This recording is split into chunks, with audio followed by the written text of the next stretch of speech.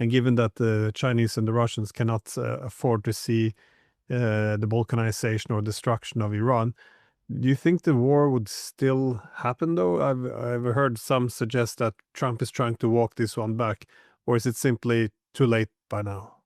Well, I don't know that it's necessarily too late. I think the decision has been made. That's what my point was about the talks. I don't think the talks are serious at all. I think it's just a matter of time to assemble more assets for what is obviously going to be a much larger challenge than they originally envisioned. I think they thought they were going to have an easier time destabilizing and then ultimately destroying the regime. I think they had assembled what they thought they needed to attack the regime at the point when they were convinced it was very, very vulnerable. That turned out to be a falsehood. There's something else that deserves mention because we don't bring it up very much. But I noted that the Khamenei, the Ayatollah in charge, supreme leader, whatever he is, who actually speaks very rationally when you listen carefully to what he says, has made it clear that this war will not be like the last. This will be a regional war. Now, people are interpreting that to mean, well, that's because the Iranians can target all the bases in the region and may ultimately go after ships at sea. That's part of it, but I don't think we're looking at the region through an objective lens. And I'm talking specifically about Turkey or Turkey. The Turks are very concerned for the following reasons. First of all, they see no benefit to the destruction of Iran for them. What they expect to happen is if Iran disintegrates, fails to hold together, that they'll be overwhelmed with tens of thousands, maybe millions of refugees.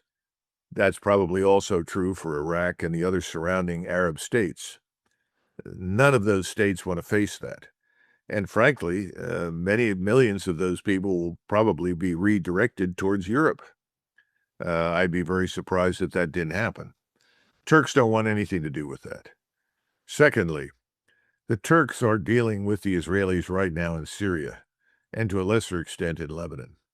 They know what the Greater Israel Project is all about.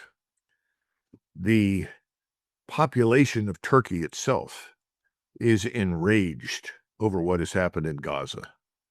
The hatred of the Israelis in Turkey is so thick that you could cut it with a knife. In Istanbul, there is an exhibit. We would refer to it almost like the Holocaust Museum, something similar to that. And this exhibit is all about Gaza. Now, I have not seen it, but I have friends and relatives that have been in there to see it. And they've told me that it is absolutely shocking. The images of the murdered children and the starving population and the destruction are overwhelming. Turkish population is streaming through this place in Istanbul, gets coverage all over Turkey. And there is a readiness in Turkey, to be frank, to fight. So if you're sitting in Turkey and it looks like things are so bad in Iran that the place could, in fact, fall apart and disintegrate, do you wait to be next on the menu? Because from the Turkish vantage point, Iran goes down. That leaves only us to oppose Israeli Jewish supremacy in the region. And I don't think the Turks want to be alone on that. Now, given that situation, what would you do as a Turk? Well, you would also talk to the Russians and the Chinese. The Russians have a lot invested in Turkey. They're building a nuclear power station there. They've had their ups and downs with the Turks, but this is an existential question. I think the Russians and the Turks and the Iranian or the Chinese will all work out something at some point, and they will be united in their opposition to the destruction of Iran. Now, the other Arab states in the region are militarily irrelevant. Unfortunately, Egypt is an ambulatory patient. It has plenty of troops. It's got plenty of equipment, plenty of tanks and so forth and aircraft, but they seem to be unable to do anything because internally, Egypt simply isn't very stable. Egyptian society is not very cohesive. The government seems to be more concerned about the threat presented to it from its own population right now than it is about the Israelis. That doesn't mean they're not sympathetic to everybody else in the region especially the Iranians at this point, because Egypt and Iran have had good relations now for several years. But I wouldn't expect any of the Arab states to do anything unless it appears that the three states I just mentioned are actually prepared to intervene in some fashion.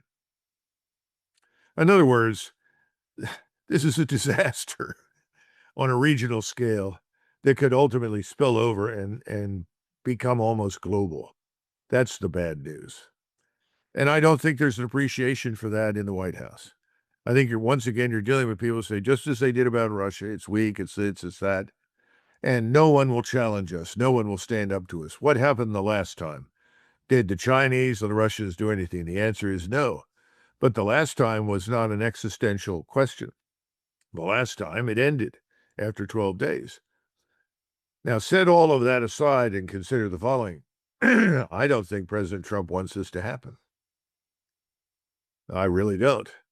But I don't think he has much choice. I think he is a prisoner of his commitments to others over the last couple of years that ended up putting him in the White House. So I don't think he can back away from this.